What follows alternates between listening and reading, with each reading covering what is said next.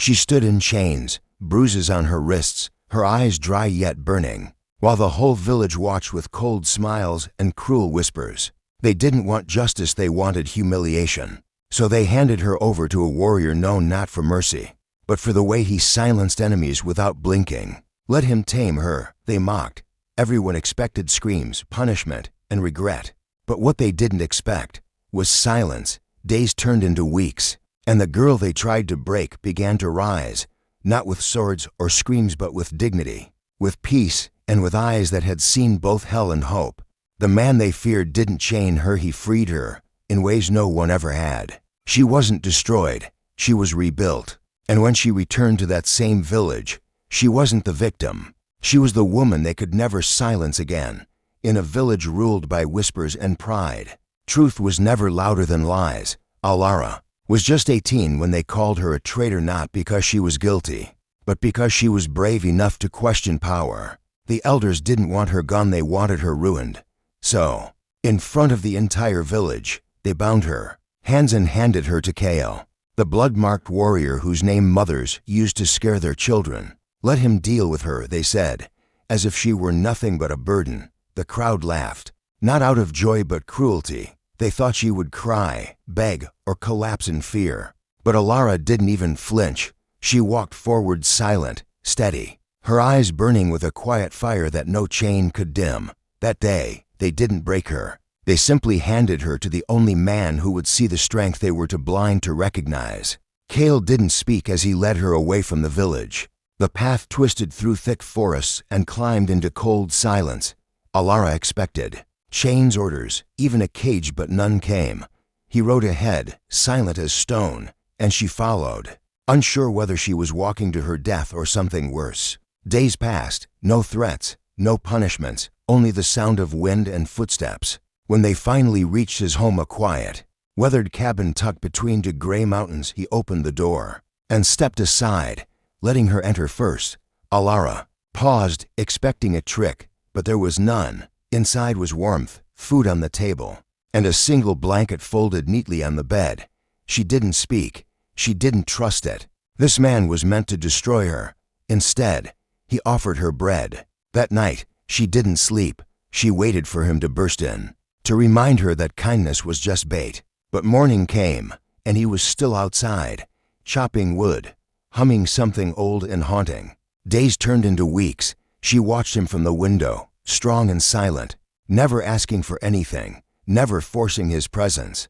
He spoke only when needed, his voice low, never sharp, and every evening, food appeared without demand. She stayed alert, her heart guarded, but the pain she braced for never came. Slowly, something strange began to happen. Her shoulders stopped trembling. Her breath came easier. She looked at her hands one day and realized they had stopped shaking. Her scars, though still there, didn't burn like they used to. And for the first time in years, Alara looked in the mirror and didn't flinch. Kale noticed, though he never said it aloud. When she began helping with firewood or cooking, he nodded once. No praise, no orders, just quiet respect. There was power in that silence, and she could feel it healing her far more than words ever could. One evening, as snow fell gently outside, Kale placed a bowl of soup beside her and hesitated. "You don't owe me anything," he said softly, eyes not meeting hers. "You're not here as a prisoner." Then he left the room. That night, Alara wept not because of pain, but because for the first time, someone saw her as human. She had come expecting violence. She had prepared to lose herself. But in this quiet place, with a man the world called a monster, she had found something terrifying and beautiful. Peace. And peace, to someone who had known only fear, was the most dangerous thing of all, because it made her dream again, and dreaming was something they had tried to kill in her. But Kale, without even trying, had brought it back. One night, as the wind howled outside and the fire cracked gently in the hearth, Alara stepped out of her room, unable to sleep. The silence was heavy, not cold, just filled with something unnamed. She found Kale sitting alone at the wooden table, a dim lantern casting shadows across his face. In his rough hands, he held something small and delicate, a locket, worn at the edges like it had been touched too many times. He didn't hear her at first, lost in the memory trapped between the metal. When she stepped closer, he looked up, not startled, just tired.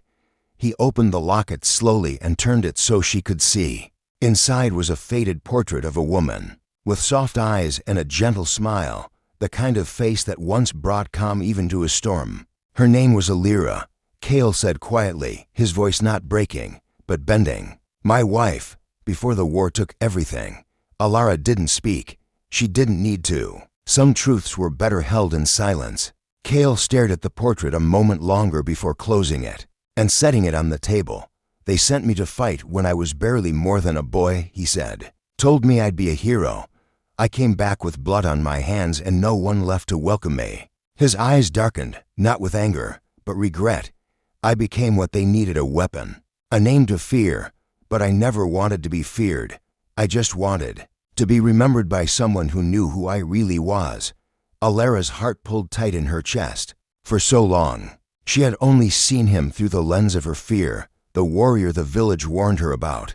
But now, she saw the man beneath the armor, the man who had lost more than he ever asked for. She slowly sat beside him, the firelight dancing between them. They told me you'd break me, she whispered, eyes steady. But you've done nothing but hold me together. He looked at her, really looked, and for the first time, there was no wall between them, no roles, no fear, just a broken people in a house too quiet for their memories. That night, something shifted, not loudly, not suddenly, but deeply. They didn't touch, they didn't cry, they just sat in silence, breathing the same air, letting the weight of shared pain speak for them. Alara realized then that healing wasn't always loud or visible. Sometimes it was quiet dinners, shared glances, and old lockets held with trembling hands. She had thought she was alone in her scars, but Cale carried his, too. Different shapes, different stories, but pain all the same. And in that shared silence, a fragile bond began to form, not born of need or rescue, but understanding, real, quiet, stronger than either of them expected.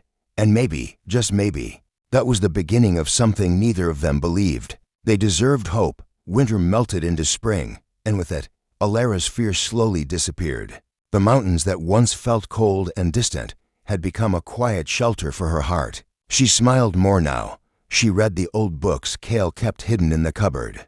She spoke without flinching, walked without lowering her gaze. Her hair had grown longer, her laughter louder, and for the first time in her life, she felt her free. Cale noticed the change, though he never said a word. He simply watched her from across the table, a flicker of something soft behind his quiet eyes. But peace never stays hidden for long. One morning, a hawk circled overhead, carrying whispers from the village below. By nightfall, shadows crept up the mountainside, not silent creatures of the woods, but angry footsteps fueled by pride and poison. The villagers had come, not to check on her, not to apologize, but to take her back. They arrived with torches, loud voices, and faces twisted with judgment. She belongs to us, one of them shouted. You were supposed to break her, not pamper her like a queen. Alara stood at the doorway, her hands no longer trembling. Cale stepped beside her, silent, towering, protective, but he didn't speak. This was her fight, her voice, and for the first time, she used it without fear. You gave me away like I was trash, she said, her tone calm but sharp as ice. You didn't punish me because I was guilty. You punished me because I didn't bow to you. The villagers shifted uncomfortably, murmuring among themselves. But she wasn't done. You tried to shame me by giving me to a warrior, she continued, her voice rising only slightly. But you ended up giving me something none of you ever had the courage to offer: respect. A silence fell over the crowd. The wind carried her words back to them like arrows, each one striking their pride. One of the elders stepped forward, shame flickering in his eyes. We thought you'd be nothing, he muttered. Alara didn't look away. You were wrong. Cale finally stepped forward, his presence like a wall of stone. If you try to take her again, he said slowly, you'll meet the warrior you feared. His voice wasn't loud. It didn't need to be. It carried weight like thunder, rolling beneath calm skies. One by one, the villagers turned, no longer laughing, no longer sure of their place in her story. They came to reclaim what they thought was broken, but found a woman stronger than before. As they disappeared into the trees, Alara looked up at Kale, not with gratitude, not with fear, but with pride. She had faced them, she had spoken, and this time they had listened. The girl they tried to silence was now the voice they would never forget. As the last torchlight vanished into the trees, silence wrapped the mountains once again, but this silence felt different. It wasn't heavy or haunting, it was peaceful. Alara turned to Kale, her eyes no longer guarded, her smile no longer hesitant. For the first time, she wasn't smiling because the